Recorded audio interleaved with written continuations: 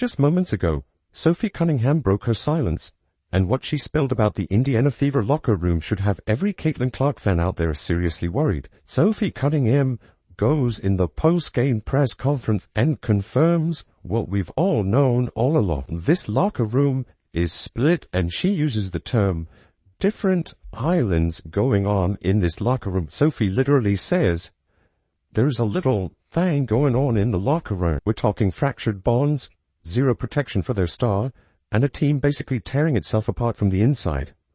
Caitlin's battles clearly aren't just against defenders on the court. She's out there fighting all alone. There's one really concerning thing, as Sophie Cunningham says. I think that we've kind of wavered a little bit on that. We have our own island. For weeks, fans could sense something was off with this Fever squad, but now Sophie has ripped the bandage off. She confirmed what everyone was quietly suspecting. The locker room is splintered, and it's drifting apart at precisely the moment Caitlin needs unity the most. In her post-game press conference, Sophie didn't sugarcoat it. She came right out and said, Sophie Cunningham, in the post-game interview, speaks on this team and the islands within the lock. We have our own islands. That phrase landed like a live grenade. I think that we've kind of wavered a little bit on that. We have our own island. It wasn't just about missed plays or blown assignments. It was about a locker room full of disconnected players, no sense of solidarity, and a glaring lack of leadership. On a team built around a once-in-a-lifetime player like Caitlin Clark, that's a flashing neon red alert for every fan paying attention. Take care of our locker room. Ooh, you did a shit job at that. Sophie admitted the squad is shaky and that they're failing to lean on one another when it matters. Translation. Caitlin's not just taking cheap shots from defenders. She's not even being lifted up by her own teammates when she's getting battered.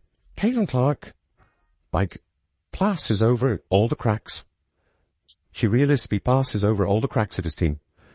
This team is not structured well. The very crew that's supposed to rally around her can't even pull it together. Last season, at least, they had each other's backs. Even in defeat, there was unity. But now, Sophie flat out says it's different. So now Sophie's basically waving a giant warning flag. And this isn't coming from some clueless rookie. This is a seasoned vet.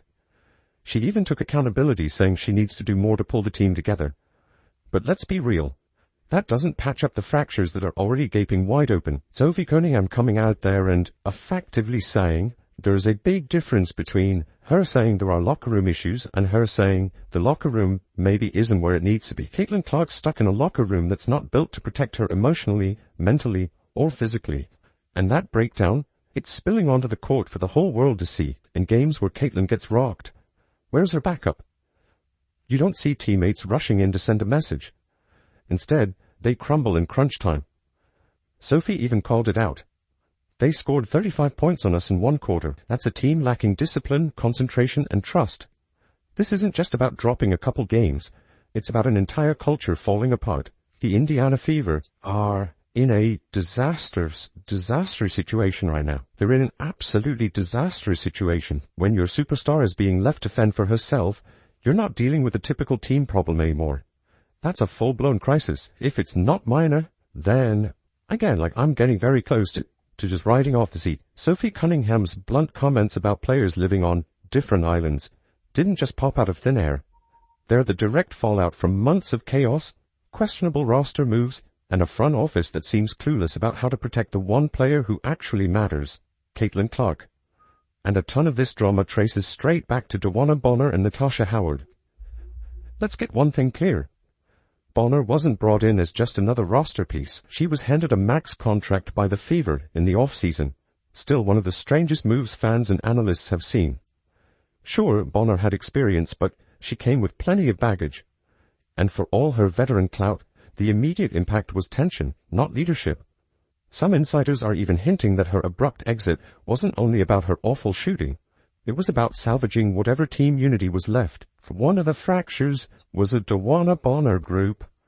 Off to the side, one analyst flat out questioned, did the Fever finally decide they needed her out to keep the locker room from completely fracturing?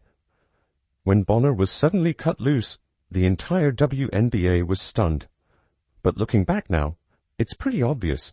She might have been the wedge driving players apart, exactly when Caitlin was trying desperately to hold things together.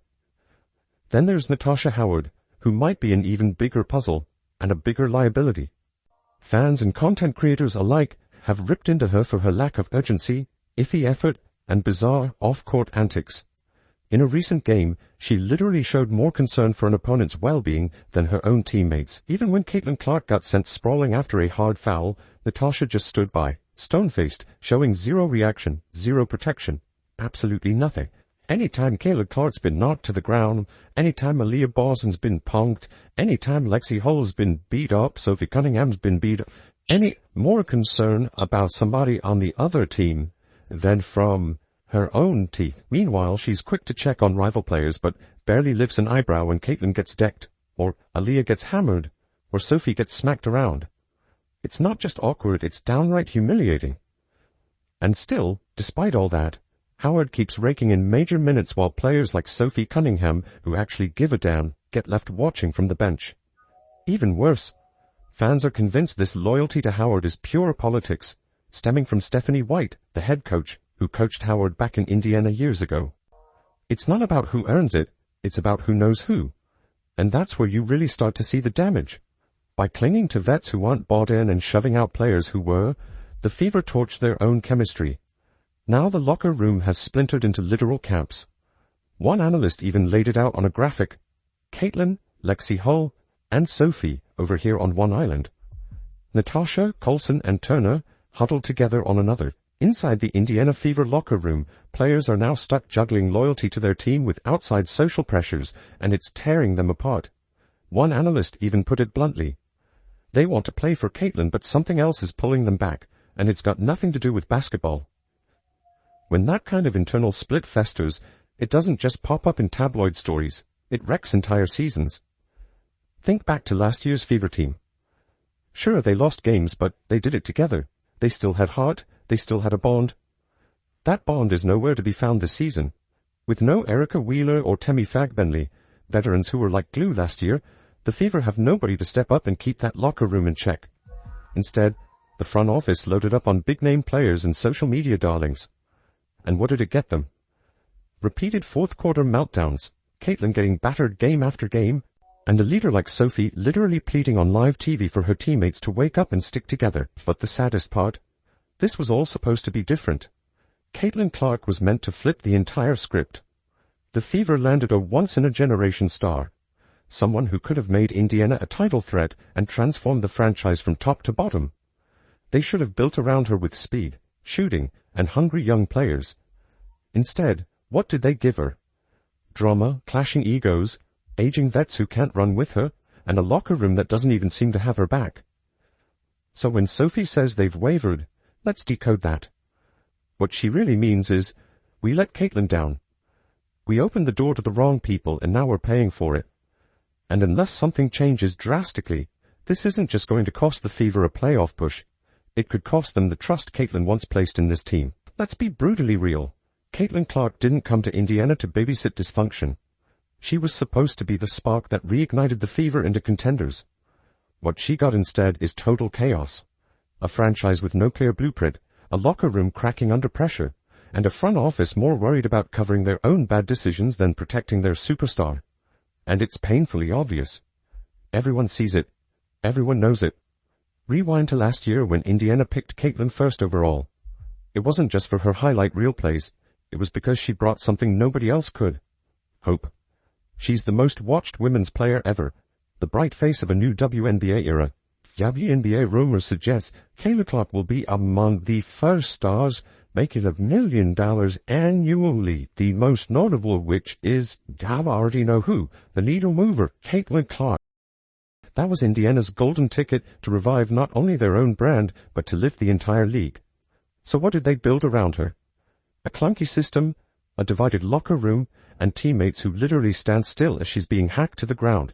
Stephanie White is, in fact, trying to turn the Indiana Fever into last year's Connecticut Sun. And let's be crystal clear, this lack of protection is more than just figurative, it's physical.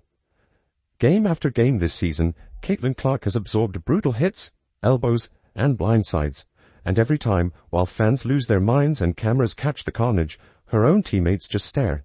Nobody steps in, nobody checks the refs, nobody makes it clear you can't keep doing this to their star. An analyst even highlighted how Natasha Howard seemed more worried about an opponent's twisted ankle than when Caitlin was laid out clutching her ribs. That sums it all up. This is deeper than missed switches or sloppy coaching. This is about a toxic culture failing the very player they promised to build around. Now, let's drag Stephanie White into this because it needs to be said. She was handed the keys to a Ferrari, Caitlin Clark, and somehow decided to drive it like a rusty lawnmower. Her system, if you can call it that, it's slow, stiff, outdated, stuck in the old WNBA blueprint that relied on slogging through possessions and grinding out offense in the half-court. Meanwhile, Caitlin's entire DNA is built on speed, creativity, and dropping bombs from the logo. Instead, White's offense often strands her at the top of the arc, dribbling while teammates toss up contested junk with a half-shot clock left. And we're now stuck with vomit basketball for multiple years, and we're going to see increasingly declining WNBA ratings. Multiple analysts have ripped it to shreds, dubbing it puke ball. One even joked that after the Olympics, Indiana took the league's best defense and handed it to a coach who runs the worst offense imaginable. That's not just questionable strategy. That's sabotage. Caitlin's Iowa days were all about pushing pace, spacing the floor, and letting her run wild. Now, she's reduced to passing the ball and standing still, hoping the scheme eventually coughs up a decent shot. The rare times she and Ollie Boston actually run pick and rolls, literally the only moments this offense looks unstoppable, it somehow gets shut down by the next possession. You can see it clear as day. Whenever the Fever ignore the coaching and just let instincts take over, but then the structure drags them right back into the mud. Fans aren't dumb. They see it. They're tweeting about it, ranting on TikTok, showing up in post-game interviews. Even Caitlin's face says it all. She's exhausted, battered, clearly disappointed, still professional, but increasingly isolated. She was sold on a team ready to chase rings. What she got was a locker room with fractures everywhere, a stale coach clinging to outdated schemes, and a front office basically taking a nap. Speaking of that front office, let's not let Amber Cox and Kelly Krauskopf off the hook. Fans are torching them online, saying they are hiding behind Stephanie White like Bart Simpson blending into the bushes while their coach takes all the heat. But let's be honest, this mess is their doing. They didn't scout overseas talent. They didn't sign players who could actually complement Caitlin's style. They didn't load up on speed, shooters, or defense.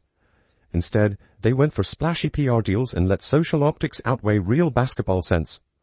While the Liberty and Aces were hoarding young stars from around the world, Indiana was busy handing fat contracts to over-the-hill names for a few headlines. Other teams were building specifically to highlight their superstars' gifts.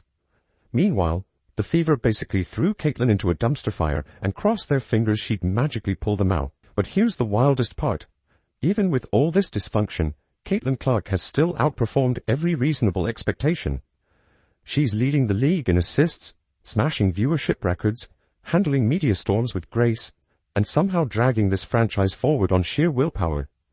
She's evolved her game, stayed classy when others took cheap shots, and kept competing even when the teammates around her didn't match her energy. She's literally carried this team on her back. But even the strongest backs eventually give out. If the Fever don't get serious, if they don't start making decisions that build with Caitlin instead of dumping every burden on her shoulders, this won't just be a bad season. It'll be the tragic implosion of one of the most promising eras the WNBA ever had. So yeah, Sophie Cunningham didn't just drop a spicy quote. She blew the lid off the truth. The Fever locker room is fractured, and their utter failure to stand up for Caitlin Clark, on the floor and off, is no longer rumor. It's undeniable. But here's the difference with Caitlin. Even in a broken system, even when the chemistry's shattered and the hits keep piling up, she still shows up, leads, competes, and keeps inspiring. But she can't keep doing it by herself.